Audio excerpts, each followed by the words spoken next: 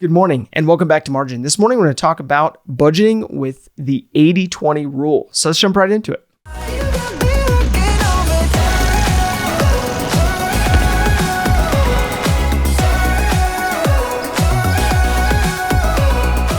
So when you think of the 80-20 rule, you may think about Pareto's principle. At least that's where my mind goes. And what that refers to is that 20% of your work produces 80% of the results.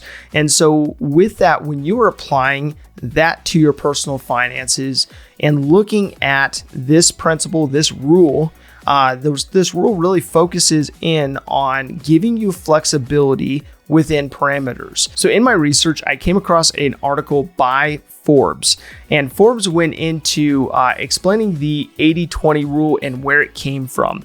And so they stated that it originated from Vilfredo Federico Damaso Pareto. Say that 5 times fast. Imagine having that name walking through the town square. But he was born in Italy in 1848. He would go on to become an important philosopher and economist. Legend has it that one day he noticed that 20% of the pea plants in his garden generated 80% of the healthy pea pods. The observation caused him to think about uneven distribution. He thought about wealth and discovered that 80% of the land in Italy was owned by 20% of the population. He investigated different industries and found that 80% of production typically came from just 20% of the companies. Generalization became that 80% of results will come from just 20% of the action. Now, applied to budgeting, this 80-20 rule focuses in on paying yourself first, paying that 20% to after-tax savings. So with that, even though I don't believe the Pareto's principle was necessarily tied to that 80-20 rule for this budgeting tactic, I believe that there's a lot of wisdom in paying yourself first to focus in on those aspects that can have a compound effect in a positive direction. So saving 20% of your income for savings for retirement is a great way to have a very positive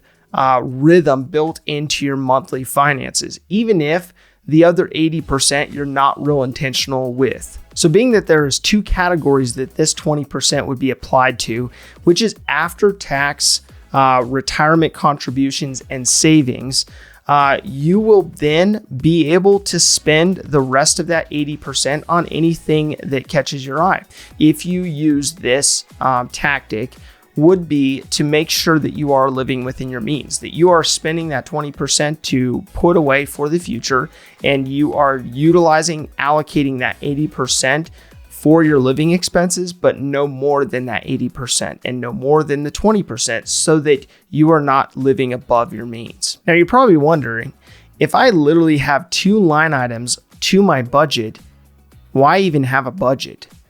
But with that, it gives you a good way to have a starting point. So anyone who's never held a budget before, this gives an opportunity for you to step in and not get overwhelmed. It allows you to step in and commit to at least breaking your budget up based on 2 different categories. So if you want to create a budget like the 80-20 rule and want to find a free resource for that, I would recommend that you go to everydollar.com. So if you go to that URL and you sign in the upper right-hand corner, you can then create an account now and follow the steps to create my account. So create a new account that then you can go through your goals and then populate your budget accordingly. So with that, when you are looking at applying an 80-20 rule, the starting point is those 2 sections. And so I want to show you today how to break those out and how to look at those from a standpoint of at least getting a budget going. So once you create the new account in your everydollar.com URL and you set up that account, it will prompt you to create your first month's budget. And so with that, they'll go through a process of helping you figure out your goals. And then from that point, you'll go to the first month. In this case, as I'm looking at this budget and this individual, I'm going to be basing it off of a household income of $65,000 per year. So with that is a gross annual income for a family. And so with that, what we're going to look at is actually netting that out so that we get a net pay that you actually would receive in your bank account.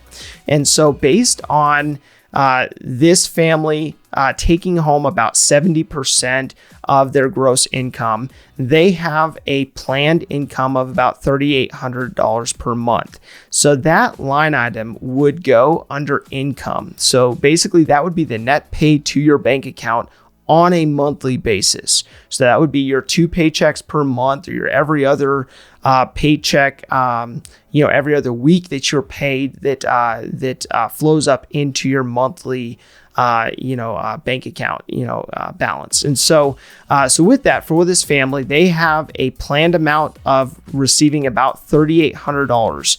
And so that would be the first line item that you would put in that budget. Now, being that we are following the 80-20 rule, we are going to be looking at lifestyle at 80% and saving at 20%.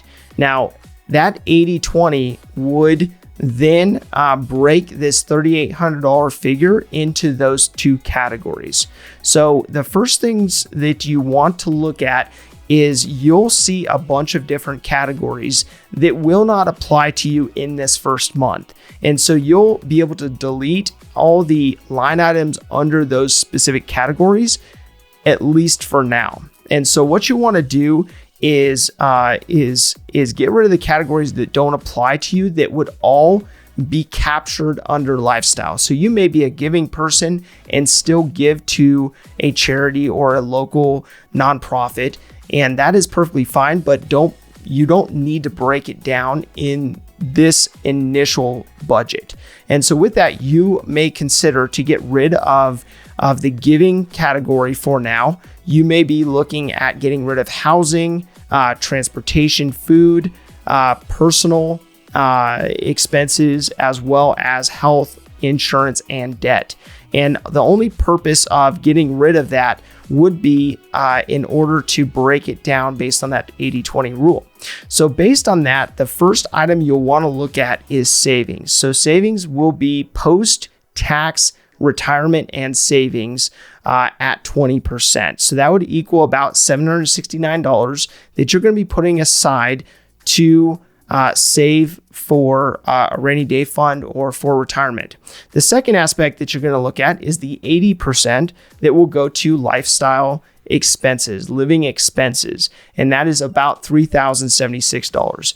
So really what this looks at is really simplifying this process and looking at how you can build a budget just to get you going so that then you can look at your bank statement, look at your credit card statement, and enter those specific costs related to saving and retirement and those specific costs related to your living expenses. So if you have budgeted before, you're welcome to go on to the next step, which would be tomorrow's episode on the 50-30-20 rule. So that's basically going from a process of the 80-20 rule, which is a good start, to a better budgeting strategy with the 50-30-20 rule. And then landing at what I believe is the best aspect of actually having a zero-based budget, which looks at all of the categories. So this may take you 45 to 60 days to get the hang of actually tracking your expenses and inputting them into something like Every Dollar. But it will pay dividends in driving down your costs and allowing you to know exactly where your money is going. So my call to action today is to look at whether you've ever had a budget before, and if you have not had a budget, use this as an opportunity to utilize the 80-20 rule so that you get a baseline to go off of.